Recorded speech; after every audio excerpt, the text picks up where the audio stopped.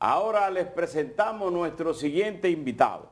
Se trata de Joel Santos, quien es ministro de la Presidencia, pero además un gran amigo de todos nosotros aquí, una persona muy asequible. Buenos días. Joel, bienvenido. Muy buenos días. Un placer estar de vuelta una vez más a este programa en el cual pues he estado en los diferentes tiempos y en las diferentes funciones que Joel, déjame abusar de tu experiencia previa a esta función. Sí, ya se puede decir que usted es un hombre, un ministro con experiencia. Con experiencia. Sí, pero hay un tema, y bueno, desde el Ministerio de la Presidencia se ve un poco de todo al final, pero tú también eres expresidente de Copardón.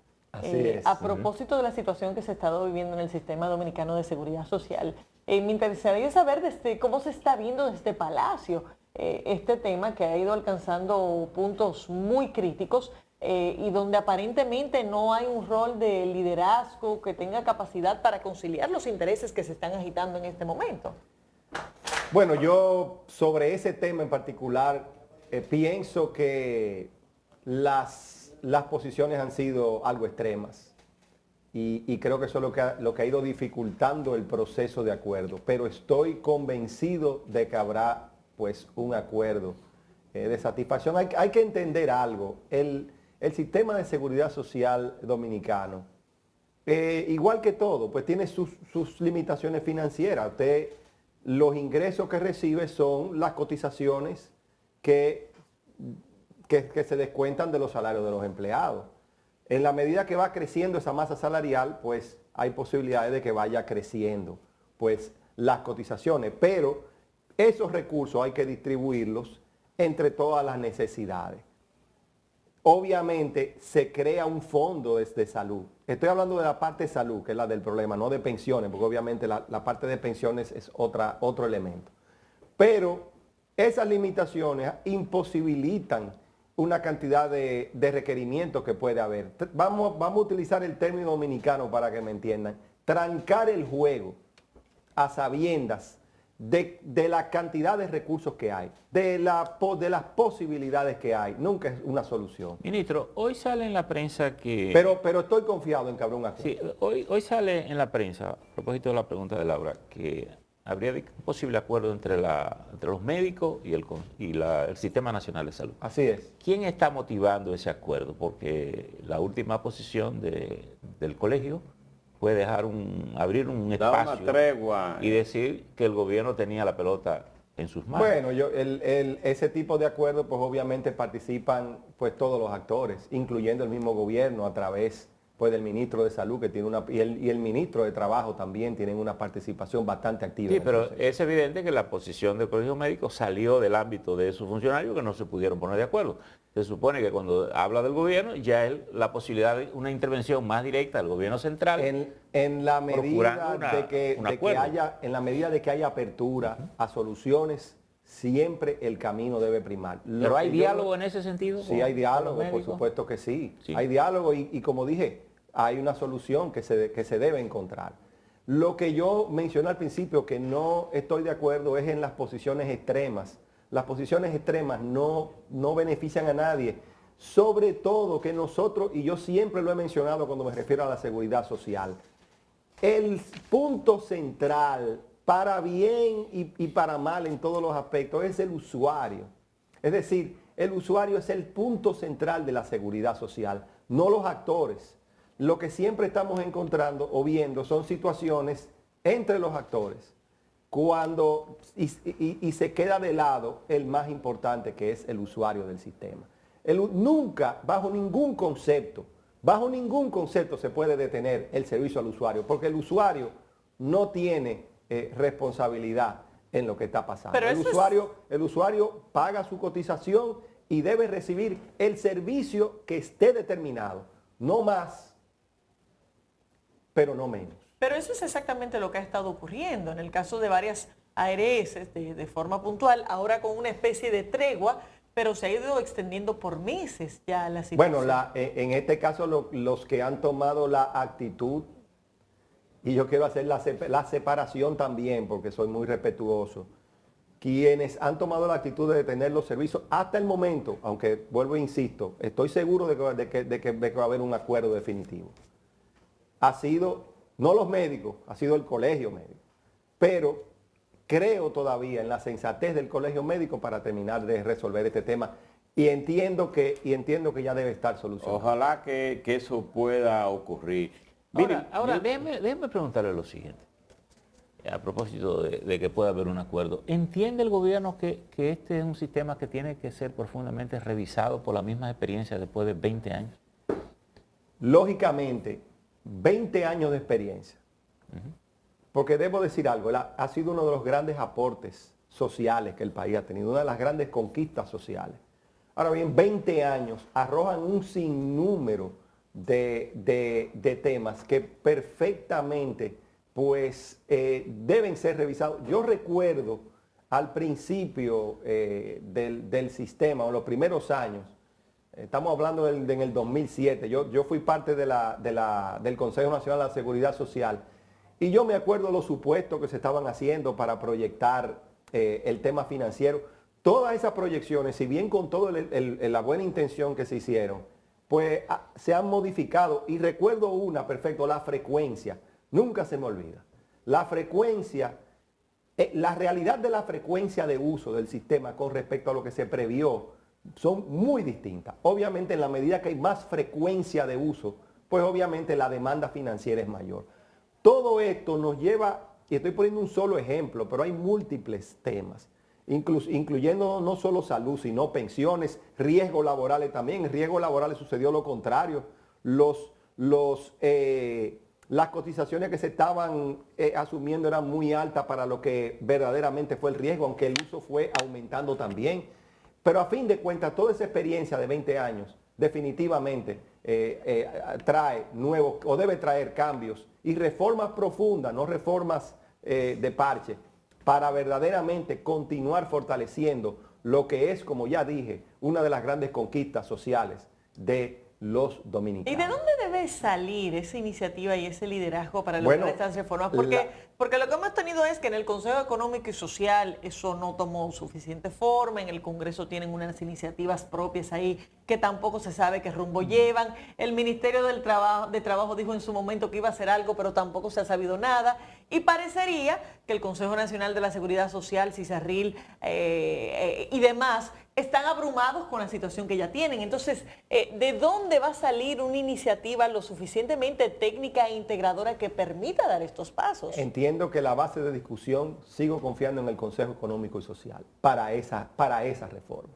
Ese fue el camino que se determinó, de ahí debe salir, y de hecho se ha avanzado, un documento que sea lo suficientemente fuerte para ser discutido en las cámaras legislativas. Y obviamente las cámaras legislativas deben seguir todo lo que es su proceso de vistas públicas y demás, al ser una ley pues tan importante. Pero yo sigo apostando a que el Consejo Económico y Social es la mejor vía, la vía más neutral para encontrar una solución al tema de la seguridad social. Usted ha estado muy ligado al sector turístico, al sector de turismo en el país. Hemos visto de cómo en los últimos meses el gobierno ha cambiado el rostro de la región sur del país, que es la más empobrecida. Parece que hay una intención de cambiar ese rostro de desesperanza por la esperanza. Se inauguró la circunvalación de Asua, se dio el primer Picasso para la construcción de los dos hoteles que se iniciaron allá en Pedernales. Está la circunvalación de Baní. ¿Cuándo va a concluir lo de Baní? ¿Cuándo va a concluirse o se tiene previsto que ya pudieran estar dándose los primeros visitantes turísticos allá en Cabo Rojo? ¿Y cuál es la inversión en todo el sur? Bueno, son muchas preguntas, pero para ir respondiendo por parte, la circunvalación de Baní debe terminar a finales de este año, con lo cual ya quedará conectado, o como yo llamo, acercar completamente el sur a la zona metropolitana, lo cual pues generará nuevas inversiones en todo el sur. Y no solamente nos debemos quedar en las dos circunvalaciones, sino que también se está trabajando en lo que es la carretera Enriquillo Pedernales, se está trabajando también, o se va a trabajar la llamada 47, que es la que va de Ubergede, de Pedernales, es decir, que hay inversiones importantes en lo que es toda esa área del sur y obviamente una gran conexión a nivel terrestre que permitirá no solamente un flujo de personas y de turistas, Ministro, sino también un flujo de productos. Por eso también la presa de Monte Grande juega un papel fundamental en la parte de Asua, entre Asua y Barahona, para también conectar a nivel de producción. La provincia de Bauruco también tiene que ver con la presa de Monte Grande y que también podrá fortalecer el sector agrícola. ¿Y cuál es la inversión actual de todo eso que hemos señalado en el sur? Bueno, entre las carreteras, es decir, las inversiones adicionales que está haciendo el gobierno, las inversiones en los próximos 10 años en lo que es Pedernales, más otras obras, estamos hablando cerca de 4.000 millones de dólares solamente en esos aspectos visibles. El efecto multiplicador que deberá generar en el sector privado, es decir, lo más interesante que veremos es que el sector privado se va a volcar a hacer inversiones mucho mayores y entonces sí podremos contar con una región sur completamente conectada con el resto del país. Ministro, Sí. ¿se va a colocar otro peaje en la circunvalación de Baní? Sí, las circunvalaciones llevan peaje. Y eso es muy importante porque está dentro de la estrategia de que esas inversiones pues también generen sus propios ingresos, lo que permitirá continuar expandiendo la red vial de la República Dominicana. Ministro, con el tema del Cibao y la posibilidad de la construcción de un tren, el tema del tranvía en Santiago que también se ha planteado, ¿cuál es el estatus de esos proyectos? Bueno, a nivel de movilidad, podemos mencionar que los principales proyectos que están en ejecución ahora mismo es el monorriel de Santiago, está también el teleférico de Santiago en construcción, se está terminando ya. ¿Pero el monorriel ya se inició? Sí, ya se inició. Está también el teleférico de los Alcarrizos, que es la extensión de la llamada ¿Eso línea se va a 2. inaugurar ahora? ¿Se va a inaugurar ahora el de los Alcarrizos? Sí, se va a inaugurar ahora en Semana Santa, está listo. Ya se están haciendo pruebas. Está también, mencionaba la extensión del metro, la llamada línea 2C, que es la extensión de la famosa línea 2 del metro. Esos son los proyectos que están ahora mismo en desarrollo. Ahora bien, proyectos futuros, uno muy importante que el gobierno está analizando es el llamado tren metropolitano, que yo considero también muy importante. Obviamente se está en planificación. ¿Y eso iría de dónde a dónde el metro? Ese comenzaría, te lo voy a dar en 2 tramos posibles. Ese comenzaría vamos a ponerlo en palabras simples, la Churchill con 27 o Máximo Gómez hasta la Charles de Gaulle e inclusive una potencial etapa o primera o segunda etapa que terminaría en el aeropuerto. De la Máximo Gómez. Iba a decir aeropuerto Cabo Rojo. Iba a decir Cabo Caucedo. Bueno, ese vendrá después. Aeropuerto Internacional de las Américas. Ministro, José Francisco Peña Gómez. Pero el metro está en Megacentro. Sí, lo que pasa, de hecho hay un diseño hecho. Lo que pasa es que la intención de ese proyecto es, obviamente, ya conectar lo que es todo ese tránsito que viene precisamente del municipio de Santo Domingo Este, que es uno de los grandes entaponamientos. Pero lo que le quiero decir, usted lo tiene ya conectado.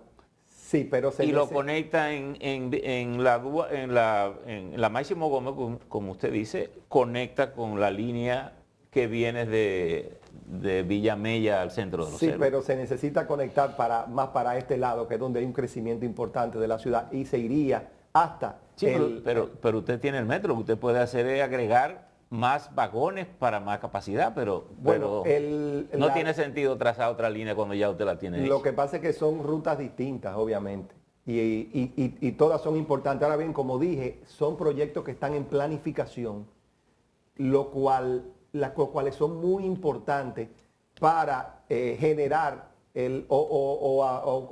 vamos a decir, reducir el crecimiento de ese tráfico que está viniendo desde Santo Domingo Este. Pero cuando decimos planificación, ¿qué tanto avance se tiene, trazado, apertura de procedimientos de No, licitación? todavía. Simplemente se está trabajando en la parte financiera. Es decir, son ideas que hay todavía. Pero está trabajándose, hay potenciales diseños, pero se está trabajando en la parte financiera antes de llamar a una potencial licitación. Ahora, cuando Laura preguntaba por el tranvía o metro... El monorriel. Pero yo creo que tú preguntabas porque hay una propuesta que parece que es privada. Hay una propuesta de Jaina a Santiago, sí. De Jaina a Santiago. No, eso no es parte del gobierno como centro. En el sector privado se ha mencionado el tema, hay grupos que están trabajando esa propuesta, pero obviamente habría que esperar ya que se hagan propuestas firmes para uno poder verdaderamente realizar las evaluaciones. Considerarla como pero sí se ha hablado de transporte Jaina Santiago y que incluya o donde la carga juegue un papel importante, no solamente pasajeros, sino pasajero-carga. Pero como dije, eso son proyectos Ahora, parecería que hoy publica el Ministerio de Obras Públicas el proceso de transformación de la carretera Duarte. Autopista Duarte. Y eso parecería que pospone toda posibilidad de metros por ahora en esa zona. Bueno, el gobierno tiene que seguir trabajando. Por los cambios que se están haciendo. Sí, el gobierno tiene que seguir trabajando. Eso es una inversión sumamente importante. El remozamiento y remodelación de la autopista Duarte. Porque es de las autopistas. De Santo Domingo a Navarrete. Sí, y lo podemos dividir en dos tramos. El tramo, vamos a decir, Navarrete, y luego también está la circunvalación de Navarrete, y luego está también incluido en el proyecto de Manzanillo lo que es el trazado o la remodelación desde Navarrete hasta Montecristi, bueno, es que debe tomar importancia por el proyecto del puerto de Manzanillo. Guayubín, la carretera Guayubín, Montecristi, o sea, Manzanillo, Ocopey, todo eso está listo. Ya está para inaugurarse a principios del próximo mes. Está la que va a Copey, sí, por un lado, pero está la que va a Montecristi. Ministro, sí. Porque obviamente todo el que va por esa zona, yo solamente menciono algo, tiene una cantidad de policías acotados que dificultan eso se hace intransitable casi. Y realmente ese proyecto de ese remozamiento incluye la eliminación de por lo menos el 50%. Pero mire, cuando usted sale de la capital hasta el 28, que es donde está, hasta el peaje, usted pierde más tiempo por la cantidad de semáforos y la cantidad de policías acostados que hay. ¿Cómo solucionar ese problema? Está obviamente también trazado soluciones para esos temas, ya sean por elevados u otras soluciones, pero también no te debo mencionar, hay una característica importante que la gente no se da cuenta en la autopista Duarte y que es uno de los causantes, para terminar la idea, uno de los causantes, porque obviamente muchas de estas inversiones también buscan reducir los accidentes. Y si usted se fija en la autopista Duarte, no hay punto de retorno prácticamente. Pero no hay punto de retorno, hay que cerrar todos esos cruces ilegales. Pero en la ampliación del metro... informales se han hecho muchos. Exacto. Hay que cerrar esos cruces ilegales y convertirlos en puntos de retorno formales para reducir los accidentes. Ministro, pero en la extensión que está haciendo Obras Públicas... Una inversión muy importante. Del metro hacia los Arcanosos. Es de la carretera que menos inversión se está considerando una marginal, porque esos semáforos se producen porque de alguna manera la zona queda como si fuera parte de la calle del barrio. Y con la circunvalación, con la paralela, con la marginal, se supone que el que va adentro a moverse dentro del barrio caminaría por ahí y no por la autopista. La ampliación de la línea 2C del metro Incluye una... y una- el mismo teleférico de Incluye los una Alcarrizos incluye una marginal Ahora, que cumple con el objetivo cuando que usted habla mencionó. del puerto de Manzanillo hacia la carga, ¿de dónde se supone que salen esas cargas?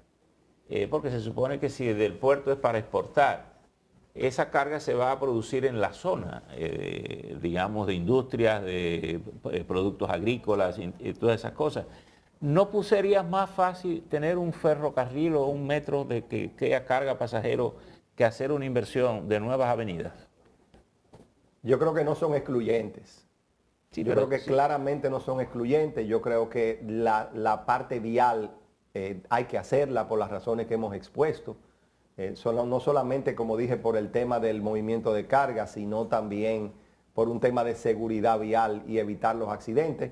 Ya el tema ferroviario habría que analizarlo claramente, pero la idea del puerto de Manzanillo es no solo fortalecer lo que es esa zona de Pepillo Salcedo, de la provincia de Montecristi, sino también fortalecer el comercio con las demás provincias aledañas, particularmente todo lo que es la provincia de Dajabón, Valverde, Santiago Rodríguez, para mencionar algunas. Hay mucha producción de banano, para fines de Bueno, exportación. todo lo del Bajo Yaque Hay zonas francas se puede exportar por ahí. hay zonas francas que están creciendo en esa zona también, que pueden ver en el puerto de Manzanillo múltiples soluciones. Al final de cuentas, algo importante a tomar en cuenta es que con una inversión de 46 millones de dólares más otras obras sociales que el gobierno tiene contempladas para la zona, se están generando inversiones ya cuantificadas desde ya por parte del sector privado de más de 2.000 millones de dólares. Es decir, un efecto multiplicador de la inversión pública, lo cual es importante y fundamental a la hora de elaborar una estrategia regional. Se está trabajando, al igual que con el suroeste, un plan de ordenamiento y de desarrollo que también es importante para ordenar lo que es el desarrollo de la zona. Cuando estamos analizando el tema, tanto el suroeste como el noroeste del país, los estamos verdaderamente integrando a lo que es, como digo yo, poniendo al mapa de la República Dominicana. ¿Está descartado la conexión del Cibao con el suroeste, o no le gusta que le llamen así, pero profundo, el suroeste profundo? Que cada vez menos profundo gracias a las inversiones que se están haciendo. Sí. Pero sí, yo considero que es muy importante lo que es la conexión de lo que es la parte del Cibao con el sur, y yo creo que eso es un tema importante. Ministro, Puerto Plata se ha estado transformando básicamente en el puerto para asuntos de cruceros, Sí, más que para recibir carga y enviar. sí. Lo que quiere decir que cuando usted plantea lo de Manzanillo, parecería que Manzanillo es el puerto estratégico para exportar la producción, pienso desde La Vega, Santiago y todo el Bajo Yaque, que recogería la producción agropecuaria como el banano, por ejemplo, Es un puerto natural. las zonas francas que están en Santiago, que están en La Vega, y probablemente las industrias que se van a instalar con el incentivo de la ley, ¿qué número es ahora? ¿La 2801? ¿Qué número es? La de región, la de incentivo a la zona zona fronteriza. Es decir, pudiera tener sentido un sistema de carga rápido y tal vez mucho más económico, y pienso que un ferrocarril por encima puede ser mucho más económico que hacer una autopista. Bueno, de yo Santiago. como dije, creo que son temas que pueden ser perfectamente analizados. No todas las cosas se pueden hacer a la vez. Los recursos siguen siendo limitados, hay que ser estratégico, pero por supuesto es un tema que yo considero importante analizar, y al final de cuentas yo soy de los que tengo mucha confianza en que estas inversiones van a generar una dinámica que esta zona nunca ha visto, y me voy a atrever, ahorita hablábamos del sector turístico, creo que también será el despegue de las zonas turísticas del noroeste del país. Creo que Y de estas hecho usted inversiones sabe del que sector ahí privado hubo- van a generar proyectos turísticos en la zona. Ahí hubo un ferrocarril en los años 60 y pico. Bueno, claro, la empresa bananera. Sí, la Granada Company. Sí, sí. Bueno, pero es posible que se convierta en una realidad lo de Jaina hacia el Cibao. Bueno, pero posiblemente no tenga esa tanto inversión. sentido desde Jaina, porque si Manzanillo tiene un puerto, posiblemente mucha carga va a venir por ahí, por ejemplo, para los pueblos más cercanos, como Santiago. Creo La Vega. que... Bueno, creo como es que- inversión privada, si no hace sentido, no se va a hacer. Sí. Claro. Así es. Eso es lo bonito de combinar las inversiones públicas con las privadas, que el sector público puede poner, vamos a llamarle la semilla Incluso inicial para, habría que para el decir- desarrollo, y el sector privado Habría que decir- encontrará la forma de hacerlo rentable. Habría que decir, ministro, que mucha de la producción que se genera en Haití, cuya inversión incluso dominicana, pudiera exportarse por ese puerto de Manzanillo. Como... Totalmente. Lo que es Haití tiene una particularidad y que nosotros los dominicanos no vivimos de espalda muchas veces a muchas de estas realidades. Haití, históricamente ha sucedido, Haití son dos territorios divididos por una zona muy montañosa. Está el sur y está el norte, que viven bastante aislados.